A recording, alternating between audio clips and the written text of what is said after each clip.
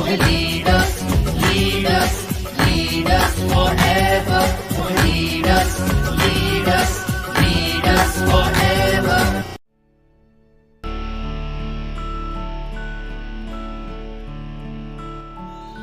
Safe shop, direct दिल से। लोग बहाने ऐसे बनाते हैं, उन्हें बनाना भी नहीं आता। ऐसे बोलते हैं पैसे नहीं है, मेरे पास टाइम नहीं है, मेरे पास में कॉन्टैक्ट्स नहीं है, मैं कर नहीं पाऊंगा। अरे तुम्हारे पास पैसे नहीं है, पैसे नहीं है तो अभी तो ये बिजनेस करना है मेरे भाई।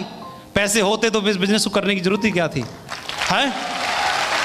नहीं है, मुझे भी मालूम है पैसे नहीं है, मेरे पास भी पैसे नहीं है, इसीलिए मैंने शुरू किया है। आपके पास भी पैसे नहीं है, पैसे की कमी को पूरा करने के लिए तो करना है। फिर आदमी मजबूरी में पैसे की व्यवस्था कर लेता है, मजबूरी में व्यवस्था कर लेता है। कभी हॉस्पिटल जाने के लिए, कभी मैडम की डिलीवरी करवाने के लिए, कभी किसी का कर्जा पटाने के लिए, कभी कुछ और काम करने के लिए, कभी नौकरी में जुगाड़ करवाने के लिए, कभी बच्चे का एडमिशन दिलवाने के लिए मजबूरी में पैसे की व्यवस्था कर लेता है। तो क्या जब खुशी में जरूरत पड़े तो क्या खुशी में व्यवस्था नहीं कर लेनी चाहिए? जिंदगी बदलने की जरूरत पड़े तो वहां पर व्यवस्था नहीं कर लेनी चाहिए? कर लेनी चाहिए। लेकिन भगवान सद्बुद्धि दे उन लोगों को जिनके मुंह से बात निकलती है कि पैसा नहीं है बिजनेस को करने के लिए, जिंदगी बदलने के लिए नहीं है उसके पास। बाहर है मेरे शख्स। दूसरे कई बहुत बोलते हैं कई लोग कि मेरे पास टाइम नहीं है। अरे टाइम नहीं है, मुझे भी मालूम है आपके पास टाइम नहीं है। टाइम क्यों नहीं? क्योंकि पैसा ही नहीं है। पैसे की कमी को पूरा करने के लिए सुबह से शाम, शाम से सुबह, सुबह से शाम, शाम से सुबह लगे रहे, लगे रहे, लगे रहे। 15 साल हो गए, अगले 15 साल और निकल जाएंगे, तब भी मिल नहीं पाएगा टाइम। क्यों नहीं है? क्योंकि पैसा ही नहीं है। और मैंने अपने लोगों को देखा, इन सीनियर लोगों को 4 से 5 साल में वो लोग डायमंड बन गए। उनके पास पैसा ही पैसा है और टाइम ही टाइम है। पैसा ही पैसा है, टाइम ही टाइम है, पैसा ही पैसा, टाइम ही टाइम है। तो मेरे को लगा कि यार इसमें पैसा और टाइम दोनों कमाया जा सकता है। एक बात और, लोगों ने बहाना बनाया। कैसी बातें बोले? हो सकता है जेन्युइन बात हो। उन्होंने बोला कि मेरे पास कांटेक्ट नहीं है, मैं कर नहीं पाऊंगा, मैं कर नहीं पाऊंगा, मैं कर नहीं पाऊंगा, मेरे बस की बात नहीं, हमसे नहीं हुआ तो। अरे आपको कैसे मालूम आप कर नहीं पाओगे? क्या पता आपको कि आप कर पाओगे कि नहीं कर पाओगे? क्या सचिन तेंदुलकर को मालूम था कि वो एक दिन क्रिकेट का शहंशाह बनेगा? क्या किसी को मालूम था अमिताभ जी को कि वो बॉलीवुड के बादशाह बनेंगे? क्या एमएस धोनी को मालूम था कि वो आने वाले टाइम में किंग बनेगा? क्या किसी को पता था एपीजे अब्दुल कलाम को कि आने वाले समय में वो एक शख्सियत बनेंगे? क्या देश के पीएम सीएम सबको मालूम था कि वो शख्सियत बनेंगे? किसी को नहीं मालूम था। उन्होंने प्रयास किया, प्रयास किया, प्रयास किया, प्रयास किया, प्रयास किया, बन गए, बन गए वो लोग, शख्सियत बन गए वो लोग।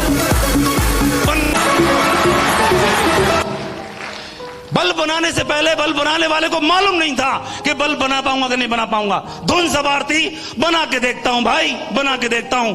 बने बने बने बने बने बने, सालों गुजर गए, बना नहीं। लेकिन बंदे ने पीछा छोड़ा नहीं, बना के छोड़ूंगा, देखा जाएगी बात, बना के छोड़ूंगा। हवाई जहाज उड़ाने से पहले उसको मालूम नहीं था कि उड़ेगा कि नहीं उड़ेगा। और कई बहुत सलाह लोगों ने, विद्वान लोगों ने सलाह दी, उड़ता नहीं है, उड़ती नहीं है मशीन, उड़ता नहीं है लोहा। लेकिन वो पागल थे और उड़ा डाली उन्होंने, पागल बन के उन्होंने उड़ा डाली। ओम प्रकाश जी, नरसिंह ग्रेवाल जी, राजीव चतुर्वेदी जी, संजय जैन जी और भी ढेर सारे डायमंड, वो भी पागल बन गए। उनको लगा दिमाग में लगा कि शायद हम भी बन जाएं डायमंड। उनको मालूम ही नहीं था कि वो डायमंड नहीं बन सकते। ओम प्रकाश जी को मालूम ही नहीं था कि वो डायमंड इस बिजनेस में नहीं बन सकते। लेकिन ये बात उनको कहां पता थी?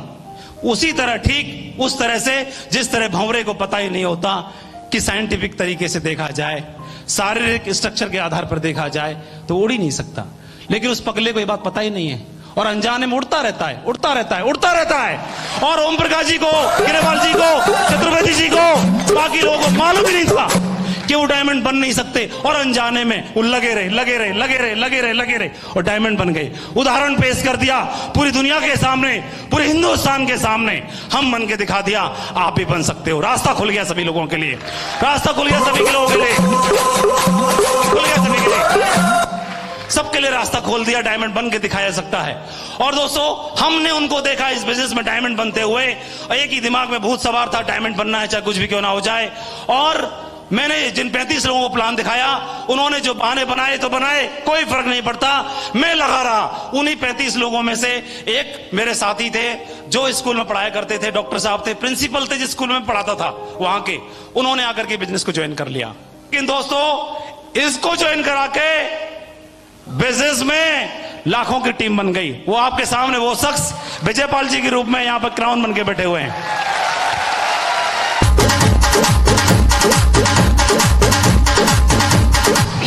दूसरी चीज, उधर मैंने ज्वाइन कराया, उधर भी बल्ले बल्ले हो गई, लाइन लगना शुरू हो गई, डायमंडों की बौछार आना शुरू हो गई। 5 साल में मैं डायमंड बन गया। डायमंड बना, घर में खूब खुशियां, कर्जे की बात छोड़ो, अलग कर्जे को जड़ से उखाड़ के फेंक दिया, सबका हाथ खत्म खत्म खल्लास, घर में पैसे खर्चा, ऐसे करके घर में कार, मोटरसाइकिल, ये वो, पक्का मकान, ये मकान, वो मकान। पहले पिताजी थे तो सारा खर्चा हमारी पढ़ाई पे किया करते थे, तो हम लोग कच्चे मकान में रहते थे। तो एक दो रिश्तेदार वगैरह जो समझदार टाइप के रिश्तेदार होते हैं, तो पीछे बोलते होंगे तो मुझे मालूम नहीं, एक बार मेरे सामने ही बोल दिया कि तुम्हारे बाप ने क्या कर लिया है, नौकरी है, एक पक्का कमरा नहीं बनवा सके। तो वो हमारे पिताजी प्रमोशन लेते नहीं थे, ट्रांसफर पे जाते नहीं थे, क्योंकि बच्चों के संस्कार कौन देगा, बच्चों से दूर हो जाऊंगा इन 5 से तो गड़बड़ हो जाएगी। तो हमारे चक्कर में उन्होंने सेक्रीफाइस किया, प्रमोशन नहीं लिए, और वो सारा खर्चा हम लोगों पे करते रहे हमारी पढ़ाई पे। तो उन्होंने बोला कि मेरी दौलत, मेरा सब कुछ, ये बच्चे ही हैं। और तो मेरे दिमाग में था कुछ भी हो जाए भाई, मकान पक्का जरूर बनाना है एक बार। तो मैंने फिर काम करना शुरू किया, और आगरा में जितनी भी पोस्ट कॉलोनी है, सबसे महंगी आगरा में, पूरा पश्चिम उत्तर दक्षिण हर दिशाओं के अंदर जितनी भी पोस्ट कॉलोनी है, उस पोस्ट कॉलोनी में माधव के नाम का एक फ्लैट, एक प्लॉट, एक लग्जरी प्रॉपर्टी जरूर है। 10 करोड़ रुपए की प्रॉपर्टी पिछले 11 साल में सिक्योर लाइफ की कमाई से आज उसी घर में है।